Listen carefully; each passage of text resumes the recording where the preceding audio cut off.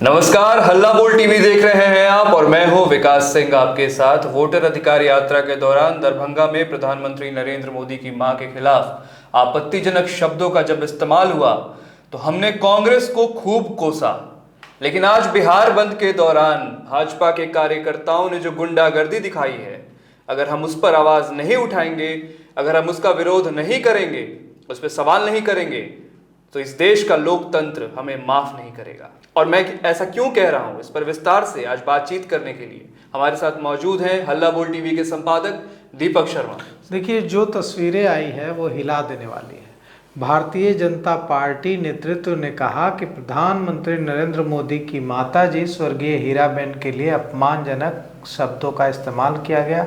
इसलिए हम बिहार से आह्वान करते हैं कि बिहार की सड़कें, दुकानें बंद रहें और हम विनम्रतापूर्वक बंद का आह्वान करते हैं। हुआ क्या, सड़कों पर भारतीय जनता पार्टी के कार्यकर्ता उतरे और गुंडई हुई। जहानाबाद में गुंडई हुई, भागलपुर में गुंडई हुई, पटना में जी, और विभिन्न शहरों में। एक दंपति पति पत्नी जा रहे थे बाइक से किसी ज़रूरी काम के लिए। पति पत्नी के साथ बुरा व्यवहार किया गया, पति को पीटने की कोशिश की गई। जहानाबाद में एक शिक्षिका के साथ इतना बुरा सलूक किया गया कि शिक्षिका सदमे में है। एक तरह से वो जो शिक्षिका स्कूल जा रही थी, उनका परेड निकाल दिया गया पीटते हुए।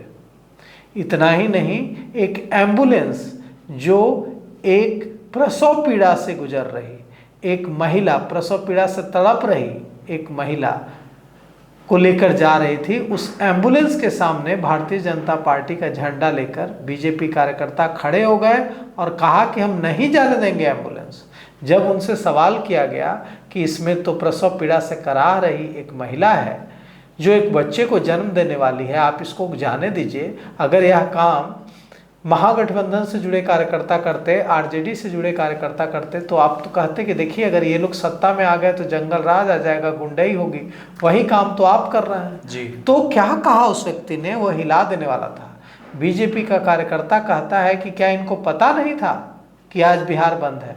उनको पता था, बच्चे को पता नहीं था कि आज बिहार बंद है, और उसने गलती कर दी इस दुनिया में कदम रखने की। उसे नहीं पता था कि आज जब वो इस दुनिया में कदम रखेगा तो उसके लिए दरवाजे भारतीय जनता पार्टी ने बंद कर दिए हैं। ये क्या है?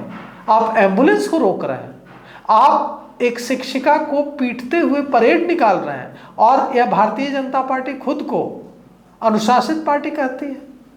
यह प्रधानमंत्री नरेंद्र मोदी महिलाओं के सम्मान के लिए आह्वान करते हैं, और बीजेपी के कार्यकर्ता सड़कों पर उतरकर प्रधानमंत्री नरेंद्र मोदी को शर्मिंदा करते हैं। क्या प्रधानमंत्री नरेंद्र मोदी इन सारी चीज़ों को देखकर शर्मिंदा नहीं होंगे?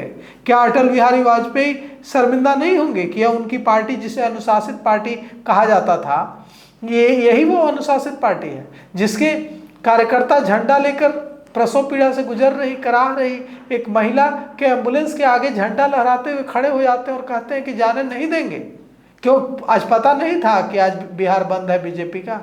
एक शिक्षिका को पीटा जाता है, और एक स्कूल जा रही थी वो शिक्षिका, उसको पीटते हुए उसका परेड निकाला जाता है उसका, और उसे गालियां दी जाती है, उसे अपशब्द कहे जाते हैं, उसे धक्के मारे जाते हैं।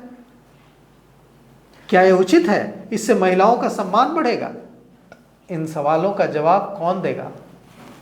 भारतीय जनता पार्टी ने यह कहा था कि हम महिलाओं का सम्मान करने वाली पार्टी हैं, क्योंकि हम भारत में भारत माता देखते हैं जी, और ऐसे ही माताओं का सम्मान बचेगा।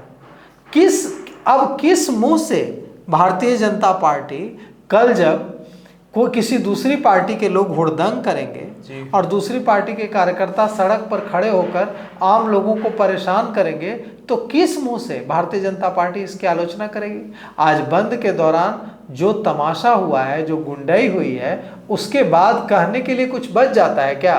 एक दंपति जा रहे हैं, पति पत्नी बाइक से, आप उनको किस तरह से पीटते हैं?